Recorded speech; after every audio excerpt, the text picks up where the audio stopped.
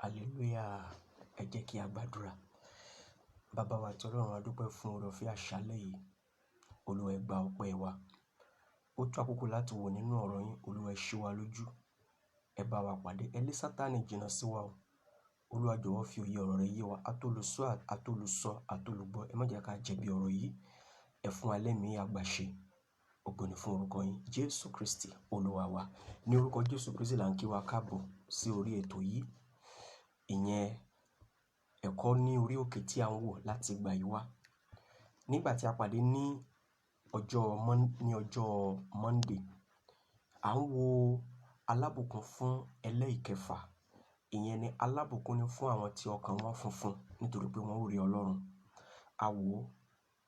Kí láǹfààní tí àwọn ọlọ́kàn funfun ó rí níwájú Ọlọ́run ni wípé ní gbogbo ìgbà wọ́n ní àjọṣepọ̀ pẹ̀lú Ọlọ́run. A wò ó sí àwọn ìlànà Séráfù kan, ó wọlé kò wọlé, àti àwọn tí Ọlọ́run ń retí ní ayé wa.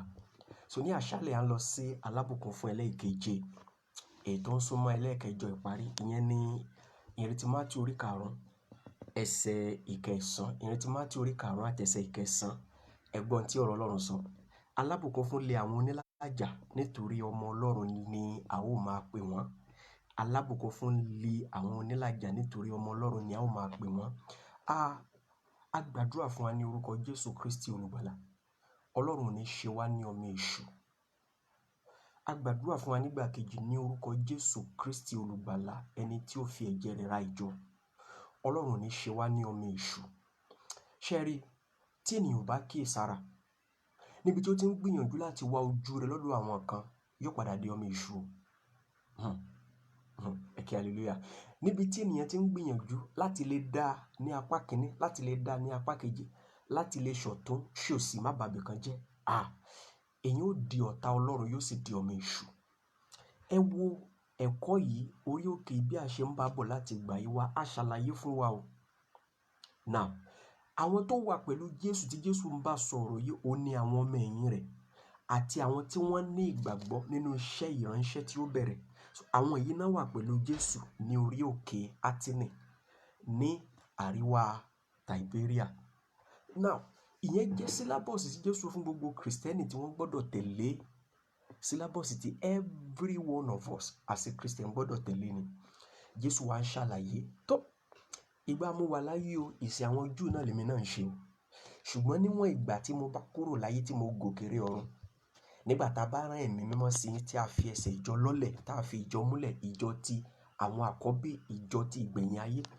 Àwọn nǹkan tí ó mọ̀ ṣẹlẹ̀ ni àwọn tí ó jẹ́ alábùkún fún àtìrí àkọ́kọ́ rẹ̀, àwọn tí wọ́n rí wípé àwọn jẹ́ òtòṣì ní ẹ̀mí. So àwọn tí Kristi ń bá sọ̀rọ̀ tálábùkún fún wà fún, àwọn ni ọmọ Ọlọ́run tí wọ́n ti gbà láti di ọmọ Ọlọ́run. Àwọn tí wọ́n ti di Kristi, àwọn ìjọ ní àwọn chọ́ọ̀chì. A sọ fún wa wípé orúkọ èèyàn ní jẹ́ chọ́ọ̀chì o, ìyẹn ni àwọn àtúnbí. So àwọn àtúnbí tí wọ́n ti gbà láti gbọ́ ìpè, tí wọ́n gba ìpè, tí wọ́n jáde kúrò nínú ayé, tí wọ́n wá ya ara wọn sọ́tọ̀ láti rìn bí Ọlọ́run bá ṣe ń fẹ́. Àwọn ni àtúnbí, àwọn ni Jésù ń bá wí. Àwọn ló ń pè ní alábùkún fún, the beatitude or the blessing. Ibi tá a wá bá dé lónìí ni wípé alábùkún fún lé àwọn onílàjà nítorí ọmọ Ọlọ́run la ó máa pè wọ́n. Ẹ gbọ́, ní ilé Ọlọ́run ìbànújẹ́ ni. Ẹ gbọ́ nǹkan tá à ń sọ. Ṣé ẹ pé mi ò sọ pé ní church, mo ní ní ilé Ọlọ́run. Ní ilé Ọlọ́run tí àwọn ìjọ yà sọ́tọ̀ láti máa pàdé. Ní ayé ọjọ́ yẹn, nígbà tá a bá ń sọ nípa sínágọ́gù orújọ táwa nílé ní káàkiri ní àwọn ìlú kọ̀ọ̀kan. Wọ́n wá ní one central church tó wà ní Jerusalem, ibẹ̀ ni tẹ́ḿpìlì ńlá wà. Ẹ kí hallelujah. So àwọn sínágọ́gù kọ̀ọ̀kan tí wọ́n kó jọ bí tí àwọn ìjọ ti máa ń pàdé àwọn church. Tàbí nígbà tí ìsìn bá lọ sí tẹ́ḿpìlì tí wọ́n bá lọ pàdé. So ilé Ọlọ́run là ń pè bẹ́ẹ̀. Mi ò sọ pé church o. Àní níbi tí a pè ní ilé Ọlọ́run. Níbi tí ìyapa bá ti wà, dídùn inú Kristi kọ́ torí nǹkan tó ṣe gbé ìjọ kalẹ̀ kọ́ ẹ̀.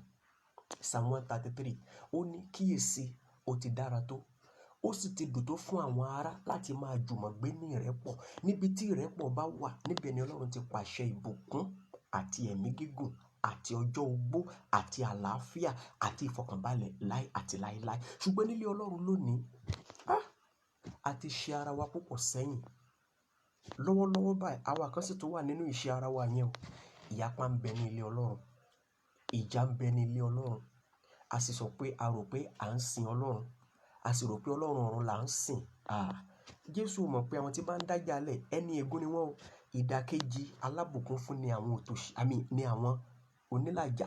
Ìdàkejì rẹ̀ ni ẹni ègún tàbí ìfibú ni fún àwọn tó bá ń dá ìyapa kalẹ̀ nílé Ọlọ́run.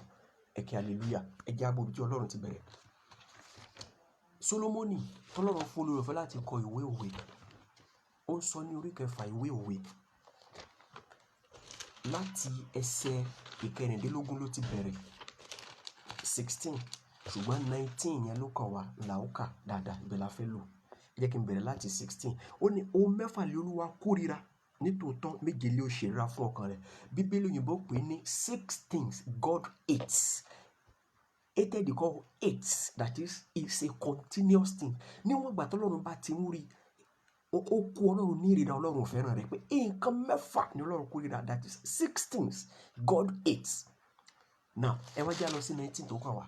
Ó ní ẹlẹ́rìí èké tí ń sọ èké jáde, ẹni tí ọ̀rọ̀ òṣojú rẹ̀ tí sì ń dá ìyapa kalẹ̀ nílé Ọlọ́run, ẹni tó fẹ́ dá tí ń lọ rojú àwọn arákùnrin fún ara wọn pé sọ́gbọ́n nǹkan tí ẹ̀dá Thomas wí, sọ́gbọ́n nǹkan tí Sister Deborah wí, àwọn nǹkan tó sọ ń pa rẹ̀ ní o. Nítorí pé wọ́n fẹ́ dá, ọ fẹ́ gbojú rẹ̀ lọ́dọ̀ wọn, ọ wá fẹ́ ba ẹlòmíì jẹ́. Now, bitterness yẹn, ìkorò ọkàn yẹn làwọn yẹn náà wà gbé wá sílé Ọlọ́run torí ẹjọ́ tó ti wá rò fún táwọn náà wádìí. Ìyapa wa ń bẹ nílé Ọlọ́run. Ó di ká gbàdúrà ká mọ̀ lè ṣàmì. Ó di ká ní ayọ̀ ká mọ̀ lè bára wa yọ̀. Ó di ká wò wípé tó nǹkan tó bá bá o, ó bá àánú kò kàn mí. Ẹ kíyèsí o, ilé Ọlọ́run ẹbí kan náà ni gbogbo Kristẹni jẹ́, kó sí ìyapa láàrin wọn. Ẹ kí hallelujah. Nílé Ọlọ́run gbogbo Kristẹni pátá ẹbí kan ni wọ́n, Ọlọ́run ò yà wọ́n. Níwọ̀n ìgbà tí ẹnikẹ́ni bá ti lè di àtúnbí, ó ti bọ́ sí ẹbí Kristi, ó ti bọ́ sí fámìlì rẹ̀. Nítorí náà gbogbo àwọn tán bá wà ní àkójọpọ̀ yẹn, wọ́n ríra wọn bí bàbá, wọ́n ríra wọn bí ìyá, wọ́n ríra wọn bí ọmọ agboolé, wọ́n ríra wọn bí ẹbí kan náà, wọ́n sì ń jẹ́ sọ́ọ̀nìmù kan náà. Sọ́ọ̀nìmù yẹn ni Kristiẹ́nì nílé Ọlọ́run. Ẹ kí hallelujah. Sólómọ́nì wá ní ẹgbọ́ o. Ohun mẹ́fà ni Ọlọ́run kórìíra. Verse 19. Ẹlẹ́rìí èké tó ń sọ èké jáde àti ẹni tí ń dá ìjà sílẹ̀ láàrin àwọn arákùnrin. Ẹni tó ń dá ìjà sílẹ̀ láàrin àwọn arákùnrin. Ẹ wo iye àwọn èèyàn tó ń dá ìjọ sílẹ̀ láàrin àwọn arákùnrin lónìí. Ẹ wo iye division táwọn èèyàn ti pín ilé Ọlọ́run sí lónìí. Now, ní ọ̀pọ̀lọpọ̀ ilé Ọlọ́run, ẹ kí hallelujah, ní ọ̀pọ̀lọpọ̀ ilé Ọlọ́run títí wọ́n ju agbo òṣèlú lọ torí pé iye pátì tó ń bẹ nílé Ọlọ́run míì, Ọlọ́run nìkan ló mọ̀. Ẹ kí hallelujah. Àwọn tó jẹ́ aládarí, àwọn ní fans club títí wọn. As bad as that, àwọn ẹnìkan náà bóyá náà jẹ́ secretary tán lẹ́nu ní church, àwọn náà ní fans club títí wọn. Now, tí iṣẹ́ bá wá dé tá a fẹ́ ṣe, fans club àwọn tó súnmọ́ àwọn aládarí, àwọn náà ó pè. Nígbà tí nǹkan míì bá dé tó bá bọ́ sí sáìdì àwọn bóyá akọ̀wé àbáwọn elders kan, àwọn tó bá bọ́ sí sáìdì wọn làwọn náà ó pè. Ìyapa wa wà nílé Ọlọ́run. Ẹ wo wàhálà tá à ń fi ara wa sí. Ẹ wo bí a ṣe gbé ara wa há Sátánì lẹ́nu. Inú Sátánì ó sì máa dùn kí ìjọ mọ́ lè wà ní ìrẹ́pọ̀ torí pé ní ìrẹ́pọ̀, àdúrà ìrẹ́pọ̀ ó ṣe aburú, ó rẹ́kẹ̀ áfọ̀kì ní kingdom èṣù. Ṣùgbọ́n Sátánì ò ní jẹ́ kí iye wa ó ṣí ká wà ní ìrẹ́pọ̀ láíláí. Ẹ kí hallelujah. Jésù ní alábùkún ni fún àwọn tí wọ́n rí wípé ìyapa ń bẹ nílé Ọlọ́run. Ẹ jẹ́ á wá bá ṣe mú ìyapa kúrò. Gbogbo Kristẹni, rárá, ẹ ṣe Kristẹni. Gbogbo ẹnikẹ́ni tí inú rẹ̀ bá ti ń dùn kí ìjọ máa ní ìyapa, ẹ kíyèsí wọn, ẹ sá fún wọn, ọmọ èṣù ni wọn, iṣẹ́ èṣù náà wá jẹ́. Gbogbo ẹnikẹ́ni tí inú rẹ̀ bá ti ń dùn kí àwọn tó yẹ kó wà ní ìgbọ́nu ìṣàkóso ilé Ọlọ́run kan máa jà, kí inú wọn mọ́ kúnú, kí ọkàn wọn mọ́ balẹ̀, kán mọ́ lè ní ìrẹ́pọ̀, kán mọ́ lè finú han ara wọn. Ẹ jẹ́ ká sá fúnru ẹni bẹ́ẹ̀ o, ọmọ èṣù ni o, iṣẹ́ èṣù ló wá jẹ́ o, yóò bá ti ajẹ́ tàbá kí ìsara o. Ẹ kí hallelujah. Paul sọ fáwọn Kristẹni tó wà ní Kọ́ríńtì pé ẹ sì á dá ìyapa kalẹ̀ láàrin yín. Ẹ jẹ́ á kàbẹ̀. 1 Corinthians orí ìkíní náà ni 1 Corinthians 1. Ẹ jẹ́ á gbọ́n tí ẹsẹ̀ ìkẹwàá sọ. Mò ń bẹ̀rẹ̀ sí ká fún wa láti ẹsẹ̀ ìkẹwàá. Corinthians 1 from verse 10. 1 Corinthians 1 from verse 10. Mo sì bẹ̀ yín ará lé orúkọ Olúwa Jésù Kristi, kí gbogbo yín máa sọ̀rọ̀ ohun kan náà àti kí ìyapa kí ó má ṣe sí nínú yín, ṣùgbọ́n kí a lè ṣe yín pé ní inú kan náà àti ní ìmọ̀ kan náà. wá tẹ̀síwájú. Nítorí a ti fi hàn mí nípa tiyín ará mi láti ọ̀dọ̀ àwọn ará ilé Cleo pé ìjà ń bẹ láàrin yín. Àhá, ìjà ń bẹ láàrin yín. Ibi tá a pè ní ilé Ọlọ́run, ìjà ń bẹ ń bẹ. Bó o là á ṣe gbàdúrà tí àdúrà ó ṣe gbà. Ẹ kíyèsí kíní, ẹ jẹ́ á wò dáadáa, ẹ jẹ́ á kíyèsára o. Ní ilé Ọlọ́run, níbi tí ìjà bá ti wà, tí wàhálà bá ti wà, Sátánì máa ń rẹ́sẹ̀ múlẹ̀ láti lè ṣe iṣẹ́ burúkú dáadáa. Ẹ̀yin ẹ kíyèsí o. Níbi tí ìjà bá ti wà, níbi tí wàhálà bá ti wà, níbi tí owú bá ti wà, níbi tí ọkàn bá ti ṣe ọ̀kan, dídùn inú Sátánì ni. Kí àwọn ọmọ Ọlọ́run mọ́ lè mọ nǹkan tí wọ́n ń ṣe, kó bá lè máa rí iná fi jó wọn dáadáa. Ó wá ní ẹsẹ̀ 12, ǹjẹ́ èyí ni mo wí pé olúkúlùkù yín wí pé èmi ni ti Paul, àti èmi ni ti Apollo, tí èmi ni ti Kéfà, àti ti Kristi. Verse 13. A pín Kristi bí? Ṣé Paul lé akàn mọ́ àgbélébùú fún yín bí? Tàbí orúkọ Paul lè a fi ń baptist yín? Ìyẹn ni wípé ṣé Paul ló kú fún yín, àbí Apollo ló kú fún yín? Ẹ kíyèsí. Kí ló dé tí ìjà ó fi wà láàrin? Kí ló dé tí ìyapa ó fi dé? Kí ló dé tí ẹ fẹ́ gba Sátánì láàyè láti lè ba nǹkan jẹ́? Ẹ rántí orin ìgbàgbọ́ tá a mọ̀ ń kọ. Orin ó wà nínú ìwé orin Séráfù. Mo gbàgbọ́ pé ó wà nínú ìwé orin ìgbàgbọ́ náà. Yára ká lọ, má ṣe dúró, ìṣẹ́jú kan lè sọ ẹ̀mí rẹ nú. Wákàtí kan ti pọ̀jù fún Sátánì láti ṣiṣẹ́ o. Ìṣẹ́jú kan ó fẹ́ pọ̀jù. Láàrin 30 ìṣẹ́jú, Sátánì ó gbé nǹkan tó fẹ́ gbé, yóò sì gbé lágbègbè. Kò sẹ́nikẹ́ni tí ó yẹ lọ́wọ́ wò. Ẹ kí hallelujah. Ẹ kí hallelujah. Ẹ kí hallelujah. Ẹ gbọ́. Paul ní ṣé èmi ni mo kú fún ni àbí Apollo? Kí ló dé tí ìjà ń bẹ láàrin yín? Kí ló dé tí ìyapa wà láàrin wa?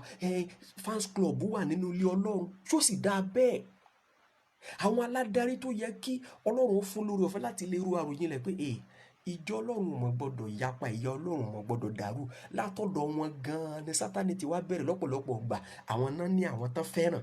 Àwọn náà ní loyalist láàrin àwọn member church. Even nínú church committee, nínú àwọn elders of council, wọ́n ní àwọn fans club wà ń bẹ̀. Wọ́n láwọn tó jẹ́ titi wọn. So àwọn olówó ni wọ́n sọ̀rọ̀ fún wọn pé wá church lónìí. Tẹ́ bá gbọ́ nǹkan tí ẹ̀dá Thomas wí, ẹ̀dá Raphael, ẹ̀dá Paul, ọ̀rọ̀ burúkú náà sọ pa yín o. Ṣùgbọ́n mo wò pé bí wọ́n ṣe sọ yẹn, tó bá ṣojú ìwọ̀n nílé sọ. Now, a ti create bitterness irú ẹni bẹ́ẹ̀. Ìyẹn ti wá gbé àwọn èèyàn sọ́kàn. Tó bá di another time tó bá wá fún program, yóò mọ ṣọ́ wọn lọ́wọ́ lẹ́sẹ̀ pé Ọlọ́run jẹ́ kó sọ̀rọ̀ tán lọ sọ ń jóni. Tó bá sì wá sọ̀rọ̀, gbogbo ọ̀nà ní ẹni tí ò bá ní ìjìnlẹ̀ nínú ẹ̀mí Ọlọ́run ó máa wá pé kẹ́ni lè ṣẹ̀mí, kí wàhálà ó lè dé, kí gbogbo ẹ̀ bá lè dàrú. Ọ̀pọ̀lọpọ̀ mọ ohun tá à ń pè ní ilé Ọlọ́run, àkójọpọ̀ àwọn Kristẹni. Àmọ́ tó bá ṣe pé a mọ rírì àkójọpọ̀ Kristẹni ni, àwọn ogun tá à ń jà lájàtì lónìí, níjà àwọn lájàtì. Gbogbo àwọn wàhálà tí Sátánì ń gbé síwájú wa tá a fi rújú tá a ní ráyè kò ní ṣẹlẹ̀ o. Gbogbo àwọn ẹ̀gbin tí Sátánì fi ń jẹ wá, gbogbo wàhálà tó rí bá wa, àwọn wàhálà tó dé, gbogbo ogun tó dé bá wa tó ṣe pé láti ilé aládarí, ogun bẹ nílé aládarí. Darí ò balẹ̀, so wàhálà tó wà nílé wọn ó délé Ọlọ́run. Bẹ́ẹ̀ ni gbogbo wàhálà yẹn ṣe pọ̀ káàkiri. Ìbá tí sí òtítọ́ àmọ̀rírì kí ìjọ Ọlọ́run, kí ilé Ọlọ́run kí wọ́n wà ní ìrẹ́pọ̀. Together we stand, divided we fall. Ẹ wo ọ̀rọ̀ yẹn pé ní wíwà pọ̀ adúró. Ẹ wo ọ̀wọ̀, òṣùṣù ọ̀wọ̀.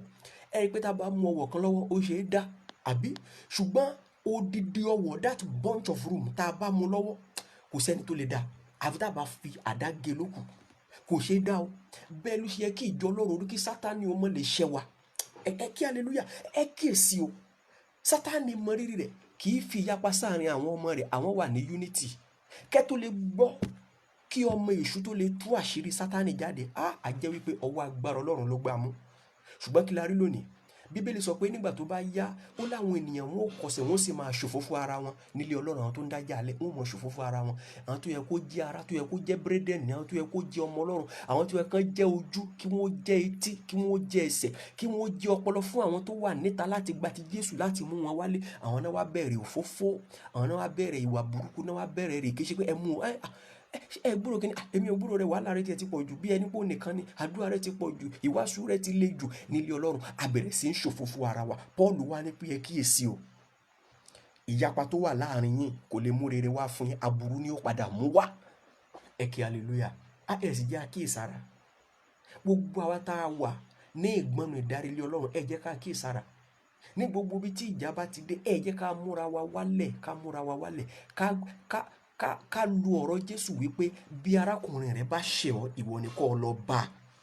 Ẹ sì jẹ́ ká múra wa wálẹ̀ kí á gbé ìrẹ̀lẹ̀ wọ̀ ká bá lè pa Sátánì lẹ́nu mọ́. Gbogbo àwọn tá a rò pọ́n ṣe burúkú sí wa ń ká sí lọ bá wọn. Ọ̀pọ̀lọpọ̀ á sọ wípé ẹ má bá mi sọ, kò sẹ́ni tó lè gbà, ṣẹ́yìn lè gbà ru ẹni lẹ́yìn, kò sẹ́ni tó lè gbà bí ẹlẹ́ran ara, ṣùgbọ́n Jésù Kristi lè gbà nítorí ẹni ó ṣe di ẹ̀ṣẹ̀ fún wa ká máa fi ẹnikẹ́ni ṣe òdiwọ̀n ìgbàgbọ́ wa. Paul apostoli nínú Kọ́ríńtì kínní orí kejì ẹsẹ̀ ìkarùn ó ní ẹ má jẹ́ kí ìgbàgbọ́ ènìyàn náà. Your faith must not stand in the wisdom of man. Ẹ má jẹ́ kí ìgbàgbọ́ yín dúró ọgbọ́n ènìyàn. Èèyàn lè gbà àmọ́ Kristi lè gbà. Kristi ló kú fúnjọ, Kristi ni àpẹẹrẹ wa, èyí Jésù làpẹẹrẹ.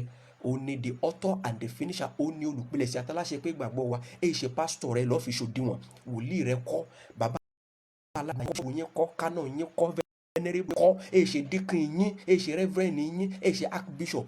Kristi ní òdiwọ̀n, ó ní àpẹẹrẹ wa. Jesus Christ is our perfect example. So ohun tó bá ti ṣe làwọn náà gbọdọ̀ ṣe, kì í ṣe èèyàn. Tí olùṣọ́àgùntàn rẹ ò bá ní parọ́ fún ọ yóò sọ fún ọ wípé òun náà work towards perfection, ò tí ì dé perfection. Kẹ́nikẹ́ni ó mọ̀ tàn ara wọn jẹ, kẹ́nikẹ́ni ó mọ̀ tàn ẹnikẹ́ni jẹ, ìwọ náà mọ̀ tàn ara ẹ jẹ, má gọ sẹ́yìn abẹ́rẹ́, má gọ sẹ́yìn kankan. Jésù ní example ẹ̀ tó yẹ kó tẹ̀lé. Jesus Christ must be your example, not your church father, not your pastor, not your bishop, not your reverend, not your prophet. Ẹ kí hallelujah. Pé now kò dúró síbẹ̀, Paul wá ń sọ fún àwọn Kristẹni tó wà ní Rome. Máa ka orí méjì fún wa, Róòmù orí 12 àti Róòmù orí 14. Romans 12 ẹja gbọ́n tí verse 18 wí. Romans 12 verse 18. Bí ó lè ṣe bí ó ti wà nípa titi yín, ẹ máa wà ní àlàáfíà pẹ̀lú gbogbo ènìyàn, pé ẹ gbìyànjú kẹ́rí wípé wàhálà ò ṣẹlẹ̀ láti ọ̀dọ̀ rẹ sí ìjọ Ọlọ́run. Bó lè wà nípa titi ẹ, gbìyànjú bá jẹ́ eléṣù ènìyàn, fi àdúrà ṣẹ́gun rú ẹni bẹ́ẹ̀ láti mú ọkàn rẹ̀ wá sí ìtẹríba. Ẹ gbọ́ o, a sọ kinní kan fún wa nígbà tí a ń bá ẹ̀kọ́ orí òkè yìí lọ wípé ìjà ẹ̀mí a kì í gbé sí ojú ayé. Ọ̀pọ̀lọpọ̀ jẹ̀bi àwọn ń jà, Ọlọ́run ò lè gbèjà wọn nítorí pé ohun tó yẹ kó jẹ́ ìjà ẹ̀mí wọ́n gbé sí títa ayé. Ìjà ẹ̀mí la máa fi ń kojú ẹ̀mí. Ṣé gbọ́, téèyàn bá gbógun tì ọ́ nínú ẹ̀mí, ó bá jàjà ẹ̀mí. Tó o bá rí, kò sọ pé ọmọ kúnlẹ̀ fún, kò sọ pé ọmọ dọ̀bálẹ̀ fún, kò sọ pé ọmọ bá ṣàwàdà. Tí orí bá wà lọ́dọ̀ rẹ̀, kò sọ pé ọmọ ṣe fún. Kódà tó bá gbé pírọ́blẹ́mù rẹ̀ wá bá ọ, kò sí nǹkan tó ní ọmọ gbàdúrà. Ṣùgbọ́n mọ̀ wípé nínú ẹ̀mí agree. So ó lè gbé ìjà inú ẹ̀mí kan gbé wá sójú ayé. Ọ̀pọ̀lọpọ̀ ti jẹ̀bi níwájú Ọlọ́run. Tí Sátánì bá rojọ́ sí wọn, wọn ó jẹ̀bi torí pé wọ́n ń ja ìjà ẹ̀mí nínú títí ara ni. Now Paul wá ní bí ó lè ṣe é ṣe nípa titi yín, ẹ wà ní àlàáfíà pẹ̀lú gbogbo ènìyàn. Ìyẹn ni wípé ká má rí ìkànnà sí ọ wípé ẹni tó dájà alẹ́ rèé o, tó wàá máa kórí ẹ̀. Ọlọ́run sọ wípé ẹ gbọ́, oyin ọkọ̀ sí ò lè ṣe kó má sí. Ní ṣùgbọ́n ègbé ni fún ẹni náà nípasẹ̀ ó sàṣọ ọlọ́nlá mọ́ Ọlọ́run ká sì lọ rí sínú òkun. Ṣé gbọ́rọ̀ yẹn? Oríta ló gba ègbé, oríta ló gba ìbínú Ọlọ́run, oríta ló lè gba kọ́lọ́run mọ́ bá ń jà. Kò sí ẹni tó tó bẹ́ẹ̀. Ẹ kí hallelujah, ẹ kí hallelujah, ẹ kí hallelujah. Now ẹ jẹ́ àkíyèsí, ó ní bí ó lè ṣe nípa titi yín, ẹ máa wà ní àlàáfíà. Ẹ ṣe pẹ̀lú àwọn ará ṣọ́ọ̀ṣì yín o. Ṣé èdè ti máa lẹ́nu ni? Ẹ ṣe pẹ̀lú àwọn ará ilé àdúrà yín o. Ẹ ṣe pẹ̀lú àtẹ́jọ́ attend the same fellowship o. Mo like orin Sẹ́ráfù yìí. Ṣé gbọ́? Ká nífẹ̀ẹ́ sí gbogbo ayé, kì í ṣe ìtọ̀mẹ́gbẹ́ nìkan. Gbàna àdúrà rẹ yóò sì gòkè, bànújẹ́ rẹ yóò sì fò lọ. Ṣé ti gbọ́?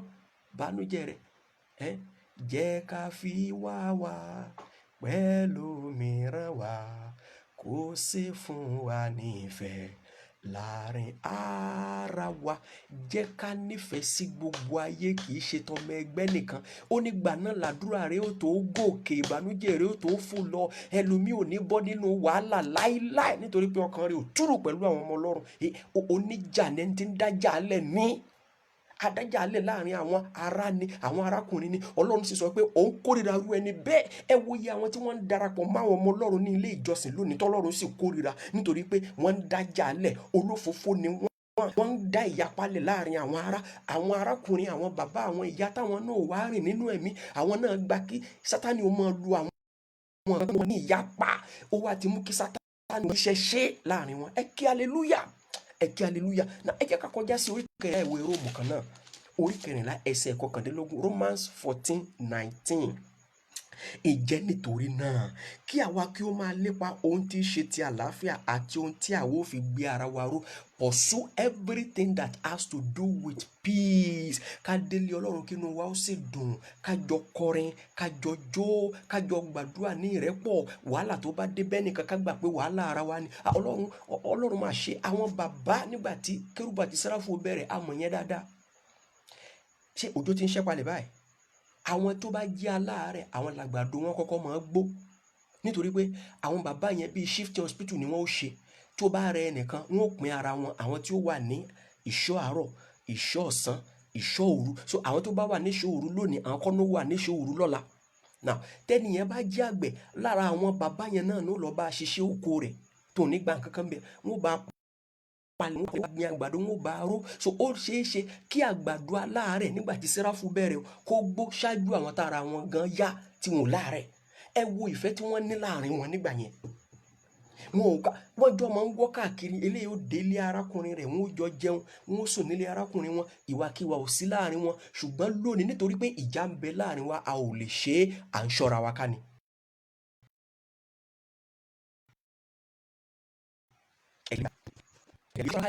Wàhálà wà láàrin wa. Now ìwé táwọn kà kàn àti ibi táwọn ti dúró, Jákọ́bù orí kẹta. Jákọ́bù náà sọ ohun tó jọmọ́ yìí. Ẹ wá já gbọ́ bó ti wí dáadáa. Jákọ́bù orí kẹta, James 3. Mò ń ka verse 14. Now mò ń bẹ̀rẹ̀ láti verse 13, 14, 15 and 16. James 3, 13, 14, 15, 16. Ẹ jẹ́ ká gbọ́rọ̀ Ọlọ́run. Ta lé ó gbọ́n tí ó sì ní ìmọ̀ nínú yín? Ẹ jẹ́ kí ó fi iṣẹ́ rẹ̀ hàn nípa ìwà rere, nípa ìwà tútù àti ọgbọ́n. Verse 14. Ṣùgbọ́n bí ẹ̀yin bá ní owú kíkorò àti ìjà láàrin yín, ẹ má ṣe ṣe féfé, ẹ má sì ṣe ṣèké sí òtítọ́. Tí wàhálà bá ń bẹ láàrin wa, ẹ má jẹ́ àtanra wa. Ẹ jẹ́ a tètè ká resolve ẹ̀ ká tó tẹ̀síwájú. Mo like àwọn nǹkan o. Ẹ gbọ́, nígbà tá a ṣe kéré dáadáa, bàbá wa kan, bàbá yẹn ti kú báyìí.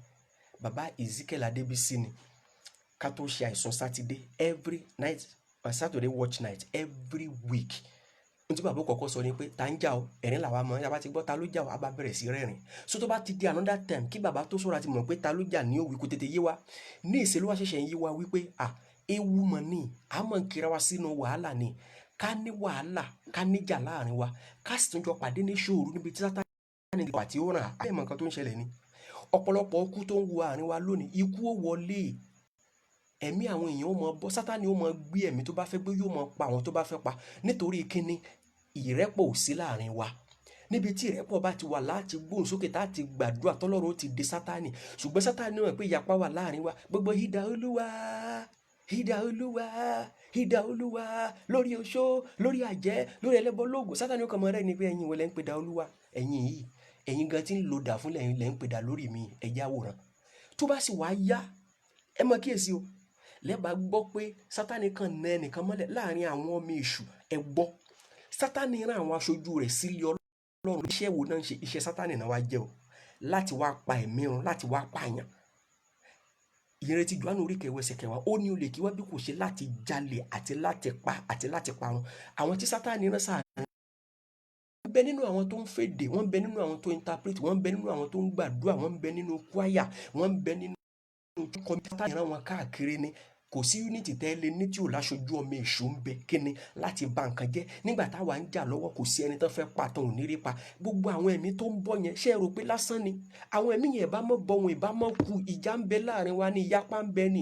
Kò sí bá ṣe gbàdúrà tí ó gba idà Olúwa, Olúwa jọ̀wọ́, ológun lólúwa, ológun lólúwa, àwa má rí di lórúkọ rẹ̀. Ọlọ́run ò gbé ibi rúdurùdu láíláí. Ó ní bí ẹ̀yin bá ní owú àti ìjà láàrin yín, ó ní ẹ má ṣe féfé irọ́, ẹ má ṣe ké sí ẹ̀mí mọ́, ẹ resolve ẹ̀ ní o, kẹ́ má bàa para yín tán. Verse 16. Ọgbọ́n yìí kì í ṣe èyí tí ó ti òkè wá, tí tí ó ti òkè sọ̀kalẹ̀ wá, ó ní ṣùgbọ́n ti ayé ni, ti ara ni, ti ẹ̀mí èṣù ni. Verse 16.